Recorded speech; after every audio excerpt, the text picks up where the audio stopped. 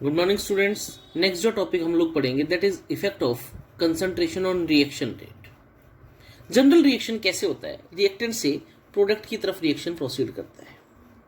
ठीक है, जब रिएक्टेंट से प्रोडक्ट की तरफ रिएक्शन प्रोसीड करेगा तो हम लोग क्या पढ़ते हैं कि अगर रिएक्टेंट की कंसंट्रेशन ज़्यादा तो उसके जो कंबाइनिंग पार्टिकल्स है, पार्टिसिपेटिंग पार्टिकल्स हैं, वो एक दूसरे से कोलिजन करेंगे, कोलिजन्स बढ़ेंगे, कोलिजन बढ़ेंगे तो प्रोडक्ट बढ़ेगा। लेकिन अगर जैसे जैसे कोलिजन बढ़ता जाएगा रिएक्टेंट की अमाउंट प्रोडक्ट में जाती जाएगी। एक ऐसी कंडीशन आएगी जब रिएक्टेंट की अमाउंट कम और रिएक्टेंट की अमाउंट कम तो कोलिजन्स कम और कोलिजन कम तो रिएक्टेंट से प्रोडक्ट बनना भी कम। इसीलिए इफेक्ट ऑफ कंसंट्रेशन ये कहता है जैसे रिएक्शन रिएक्टेंट से प्रोडक्ट की तरफ आगे प्रोसीड करेगी, रिएक्टेंट की अमाउंट जैसे ही घटती जाएगी रेट ऑफ रिएक्शन कम हो जाएगा। तो हम लोगों ने जनरली केस पढ़ा था क्या, और दूसरा फिर हम लोगों ने एक फैक्टर कल पढ़ा था टेम्परेचर का फैक्टर। टेम्परेचर एनहांस करता है with every 10 degree Celsius rise, reaction का रेट ऑफ रिएक्शन क्या हो जाता है? डबल। तो हम लोग लिखते हैं reaction rate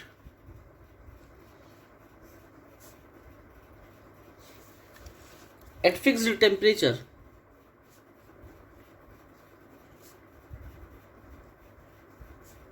is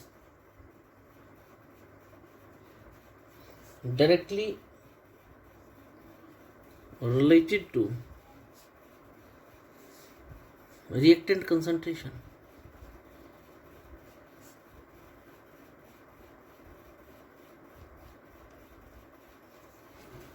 Reactant concentration.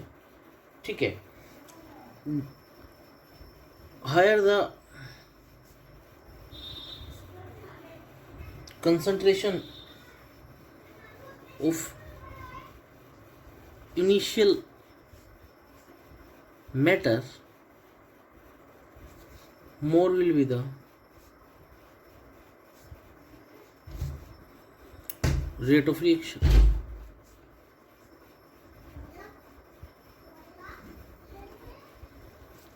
बेटा क्या होता है रेट ऑफ रिएक्शन है ना, हर एक रिएक्शन के अलग अलग होगा। हम लोग इसके बेसिस पे दो तरह की रिएक्शंस पढ़ते हैं। एक मैं पढ़ता हूं इरिवर्सिबल रिएक्शन। इरिवर्सिबल रिएक्शंस ये कहती हैं कि रेट जो है ना, rate decreases with time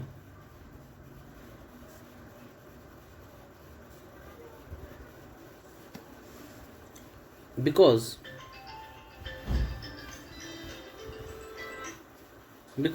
concentration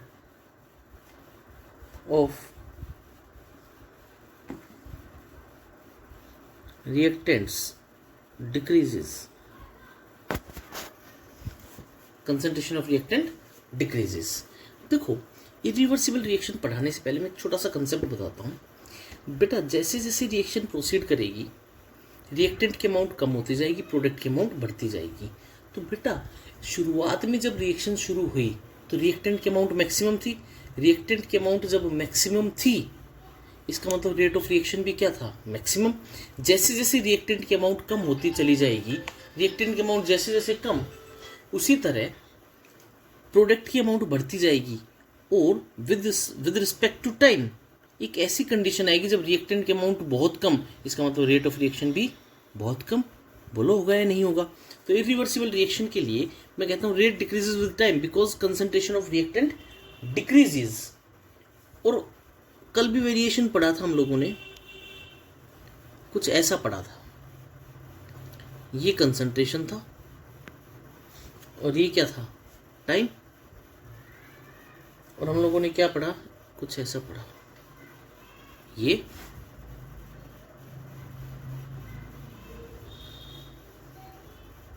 बोला ऐसा पढ़ा है नहीं पढ़ा?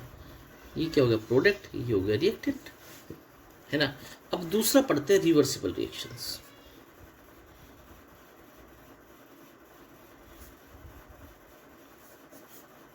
ये था इरिवर्सिबल के लिए। रिवर्सिबल रिएक्शंस के लिए क्या था?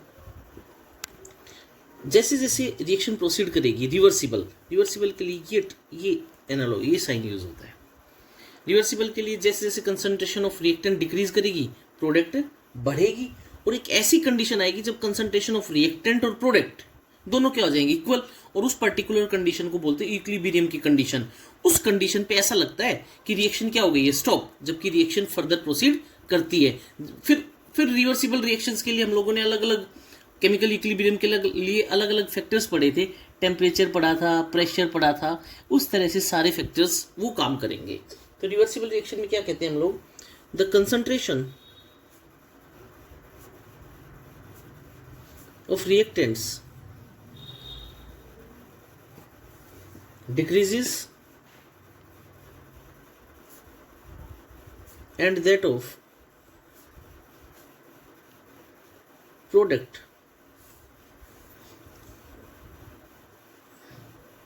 increases with the time।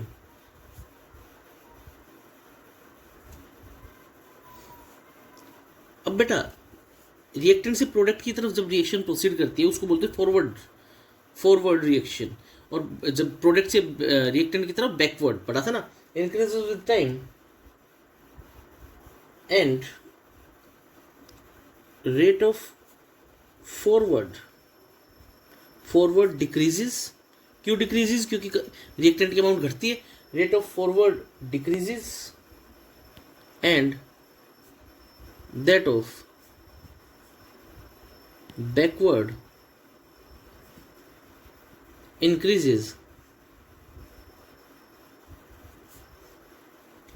till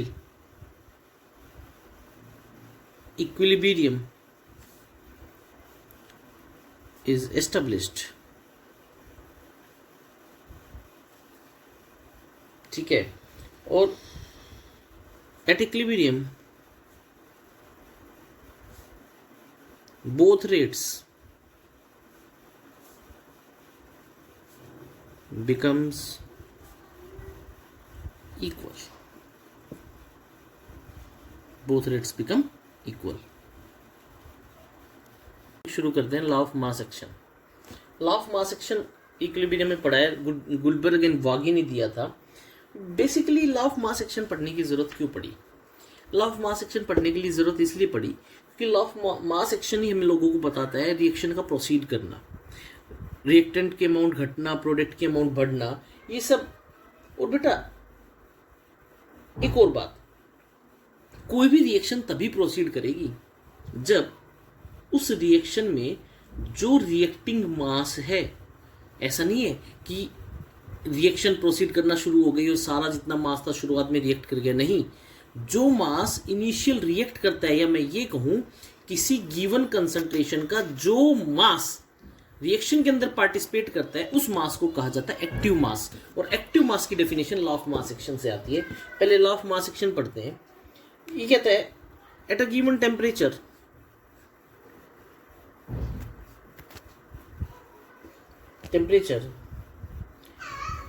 rate of reaction is proportional to product of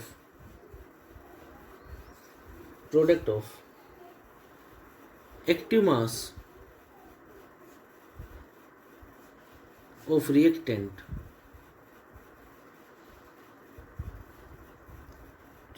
which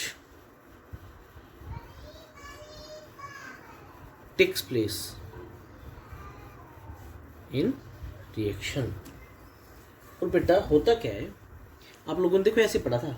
मैं अगर ये कहूँ इसका रेट, अगर एक सेकंड में बताता हूँ, अगर रिएक्शन ऐसे है A + B gives प्रोडक्ट्स, तो बताओ रेट क्या होगा, rate is directly proportional to molar concentration of A molar concentration of B। अगर ये रिएक्शन ऐसे होती 2A + 3B, तो पावर्स कहाँ चले जाता, स्टोइकोमेट्री पावर्स में, अरे 2A + 3 तो स्टोइकोमेट्रिक कोफिशिएंट कहाँ चला जाता, पावर में। और रेट क्या आ गया, प्रोपोर्शनलिटी कांस्टेंट हटाने के लिए K, A और B, एक नई टर्म आ गई K, इसको कहा जाता है बेटा रेट कांस्टेंट। इसका मतलब rate constant, rate is equal to K। ये रेट और K कब बराबर हो गए, जब A और B की मोलर कंसंट्रेशन क्या हो 1। तो हम लोग क्या कहते हैं, रेट इज इक्वल टू के। ठीक है, क्या होता है, rate constant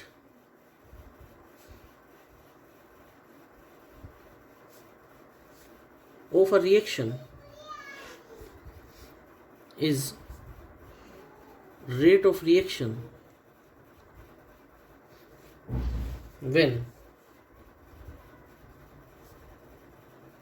concentration of each of reactant is taken as unity। और अब बेटा रेट इज इक्वल टू के, ये एक पर्टिकुलर रिएक्शन के लिए होगी जब मोलर कंसंट्रेशन क्या हो, 1 मोलर, दोनों की ए और बी की। तो इसको क्या बोल देते हैं, unity, and also called as specific reaction rate. ठीक है, अब देखो किसी भी एक रिएक्शन के लिए लगा करके देखें। मान लो मैं कहता हूँ M1A plus M2B plus M2C gives products. अगर मान लो ये है तो क्या रेट क्या हो जाएगा, rate is equal to K A raise to power M1, B raise to power M2 और C raise to power M3। बोलो होगा या नहीं होगा। If A is molar concentration A is equal to B is equal to C, ये अगर 1 है तो क्या हो गया, rate is equal to K। बोलो हो गया या नहीं हो गया। ये होता है बेटा रेट कांस्टेंट। बहुत अच्छा क्वेश्चन है। इसका मतलब बेटा रेट कांस्टेंट ये पर्टिकुलर उस रिएक्शन के लिए होगा जब मोलर कंसंट्रेशन कितनी ले रहे हो तुम लोग पार्टिसिपेटिंग की, 1 मोलर। तो इसलिए इसका दूसरा नाम भी क्या हो जाता है, स्पेसिफिक रिएक्शन रेट। अब पढ़ते हैं characteristics of rate constant.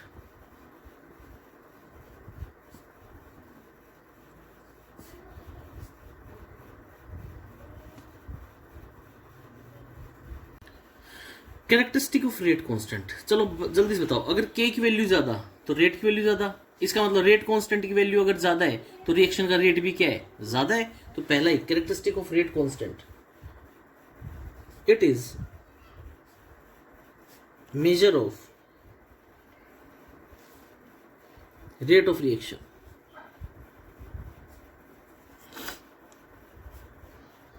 greater the value of K, faster is the reaction।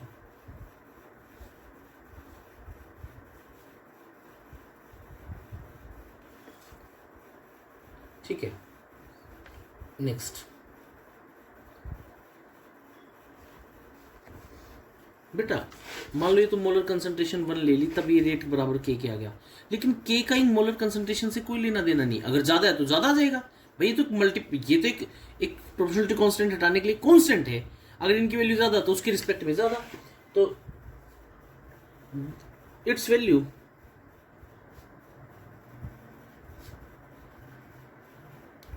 does not depend on concentration of reactants। Third, the units of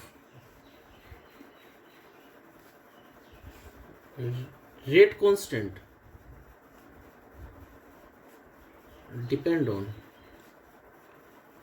order of reaction, order of reaction। Next, ये था बेटा rate constant का। अब करते हैं difference between, difference किस किस के बीच में। ये क्वेश्चन आया हुआ है बेटा बोर्ड के अंदर, रेट ऑफ रिएक्शन में और रिएक्शन रेट कांस्टेंट। ठीक है, रेट ऑफ रिएक्शन क्या होता है, किस स्पीड से रिएक्टेंट किस में कन्वर्ट हो रहा है, प्रोडक्ट में। the speed by which reactant is converted into product. ठीक है. Next, it depend on initial concentration of reactant. फिर आप लोगों ने पढ़ी थी इसकी यूनिट्स मोल, लीटर इनवर्स, सेकेंड इनवर्स. बोलो पढ़ी थी या नहीं पढ़ी थी. अब सेकेंड इनवर्स है, टाइम इनवर्स कर लो, आर इनवर्स हो सकता है, मिनट इनवर्स हो सकता है. रिएक्शन रेट कांस्टेंट ये क्या होता है? प्रोपोर्शनलिटी हटाकर क्या आता है? It is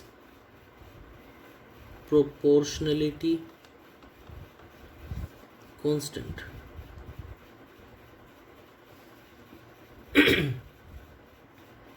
next,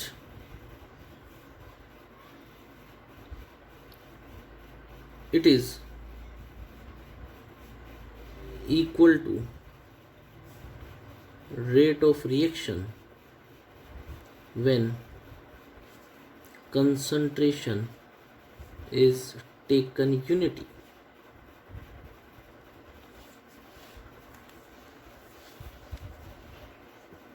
Next, it is independent on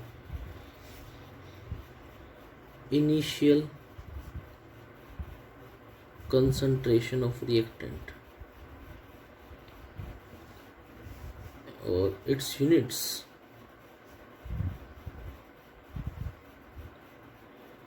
depend on order of reaction. बोले था या नहीं था? ये थे बेटा दोनों पॉइंट्स. ये सारा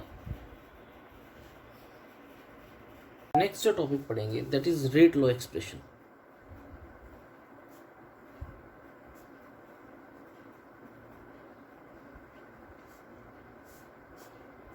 रेट लॉ एक्सप्रेशन. मान लो मैं कोई जनरल रिएक्शन लेता हूं, Ma plus Nb gives products. ठीक है, ये कोई जनरल रिएक्शन है बेटा. अब इसके लिए एक बार लॉ ऑफ मास एक्शन के बेसिस पे इसका रेट इक्वेशन लिखो एक बार. रेट क्या हो जाएगा? Rate is directly proportional to A raise to power m b raise to power n. क्या मैं इस रेट को ऐसे भी तो लिख सकता हूँ? Rate is equal to k a raise to power m b raise to power n. लेकिन बेटा ये जरूरी नहीं कि a raise to power m b raise to power n कि a इस m पूरी मतलब a का स्टोइकोमेट्रिक कोफिशिएंट m, b का n. ये जरूरी नहीं कि rate of reaction is m और n के ऊपर डिपेंड करे. ठीक है ना. मैं मान लो, क्योंकि अभी एक शब्द पढ़ा था एक्टिव मास. अगर मान लो मैं ये कहता हूं कि it is not necessary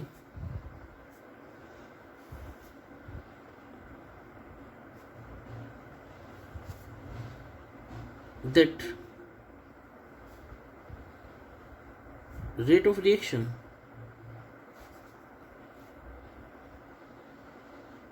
it is necessary that rate of reaction may not depend on all m concentrations of A and n concentration of B. अगर मान लो मैं कहता हूं m और n की बजाय जिस कंसंट्रेशन के ऊपर डिपेंड करता है वो अल्फा और बीटा है. If rate of reaction depend on alpha and beta concentration of A and B, तो रेट क्या हो जाएगा, rate is directly proportional to A raise to power alpha B raise to power beta. तो rate क्या होगा, rate is equal to K A raise to power alpha B raise to power beta. और इस expression को कहा जाता है rate law expression. अब समझ में एक्टिव मास का कहाँ रोल प्ले होता है, ये हो, ठीक है। नेक्स्ट, अगर मान लो तुम्हें कोई कहे कि कोई रिएक्शन है 2NO2 gas plus F2 gas gives 2NO2F gas, ठीक है, ये कोई रिएक्शन है, ठीक। लॉ ऑफ मास एक्शन क्या कहता है, रेट इज इक्वल टू के NO2 स्क्वायर F2, ठीक है। अब इसके लिए रेट इक्वेशन क्या हो जाएगी, रेट इक्वेशन मान लो रेट इक्वेशन हो गई के NO2 और F2। अरे बोलो हो जाएगी नहीं हो जाएगी, क्योंकि अभी तो पढ़ा था ये इंडिपेंडेंट होता है, टर्म्स के ऊपर डिपेंड करे ना करे। रेट अगर इससे निकल रहा है तो ये, अगर मान लो मैं कोई और रिएक्शन लिखता हूँ, रिएक्शन है मान लो 2N2O5, ध्यान से समझना इस रिएक्शन को, 4NO2 प्लस O2 मान लो ये है, ठीक है। मैं कहता हूँ अगर N2O5 की रिएक्शन आगे स्टोइकोमेट्रिक कोफिशिएंट 2 लगा हुआ है, तो हम लोग क्या पढ़ते हैं, रिएक्शन का रेट क्या हो जाता है, डबल। तो लिखो क्या कहते हैं हम लोग, by doubling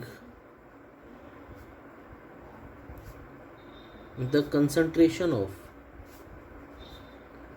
N2O5 reaction rate is doubled, ठीक है। और अगर इसकी कंसंट्रेशन हाफ ले लेते तो रेट ऑफ रिएक्शन क्या हो जाता, हाफ। लेकिन हम लोगों को पता है that the reaction rate is directly proportional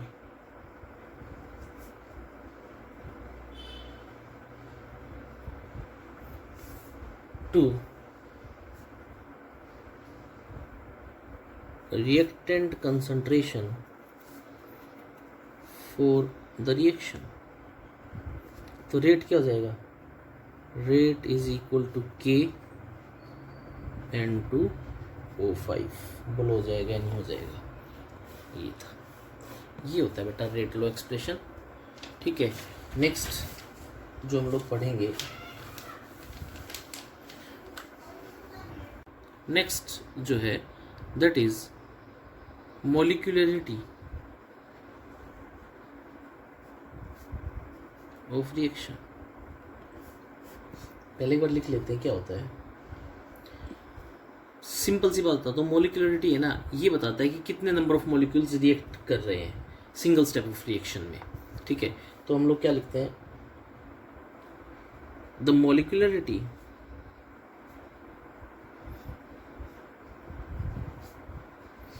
of reaction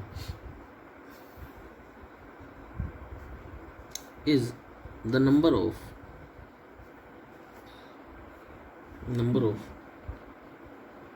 reacting molecules taking part in single step of reaction क्या होगी, PCl5 गिव्स PCl3 प्लस में Cl2, सबका मॉलिक्यूल एक एक एक कैसी हो गई, यूनिमोलिकुलर। ठीक है, हमेशा मोलिकुलरिटी कौन बताएगा, रिएक्टेंट का मॉलिक्यूल। रिएक्टेंट की क्या है 1, क्योंकि रिएक्टिव मॉलिक्यूल रिएक्टेंट का। अगर मान लो ऐसे हो reaction 2HI gives H2 plus I2, तो क्या हो गए 2 मॉलिक्यूल, तो इसको क्या बोलेंगे, बाई मॉलिक्यूलर। ठीक है, इसको बताओ NO plus O3 gives NO2 plus O2, देखो 1 2 मॉलिक्यूल, तो ये भी कैसी होगी, बाई मॉलिक्यूलर। ठीक है, या मॉलिक्यूलरिटी को ये भी तो कह सकते हैं, जैसे ये और ये इन दोनों का कोलिजन हुआ होगा जब ये प्रोडक्ट बना होगा, तो इसका मतलब कितने कोलाइडिंग पार्टिकल्स हैं, वो भी मॉलिक्यूलरिटी बताता है। तो हम लोग क्या लिखेंगे, the minimum number of reacting molecules which collide in rate determining step to form product is called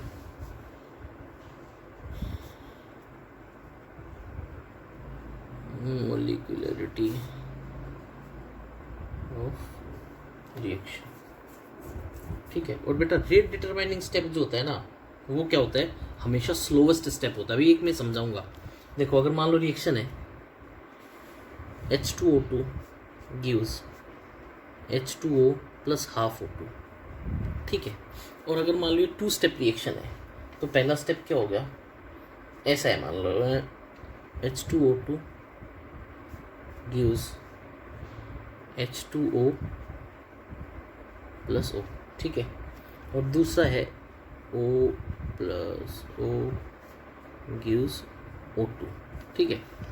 अगर पहले वाला स्टेप स्लो है और दूसरे वाला स्टेप क्या है, फास्ट, तो हमेशा अगर इस तरह से रिएक्शंस दे रखे 2 स्टेप रिएक्शन है, तो हमेशा जो स्लो स्टेप होगा ना, स्लो स्टेप, वो रेट डिटरमाइनिंग स्टेप होगा। ठीक है, तो क्या लिखता हूं मैं, द स्लो स्टेप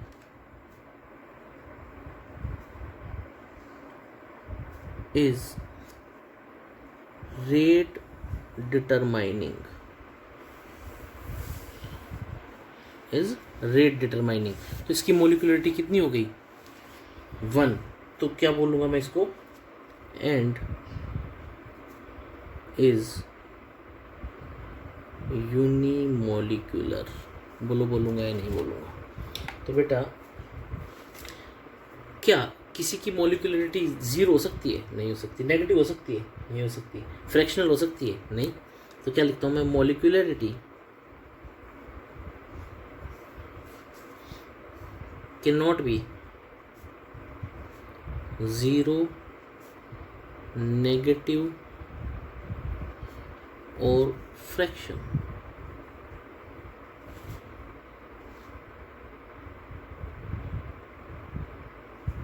और एक और बात, 3 से ज़्यादा मोलिकुलरिटी नहीं हो सकती, क्योंकि 3 से ज़्यादा मोलिकुलरिटी होगी तो कोलाइड नहीं करेंगे।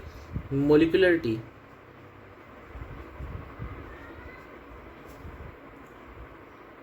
Can not be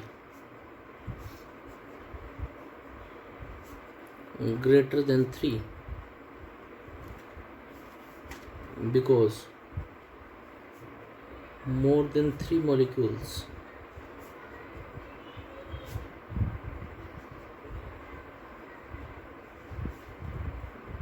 may not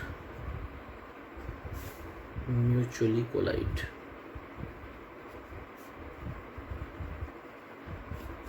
may not mutually collide। अब देखो कोई एक रिएक्शन करते हैं, मान लो रिएक्शन है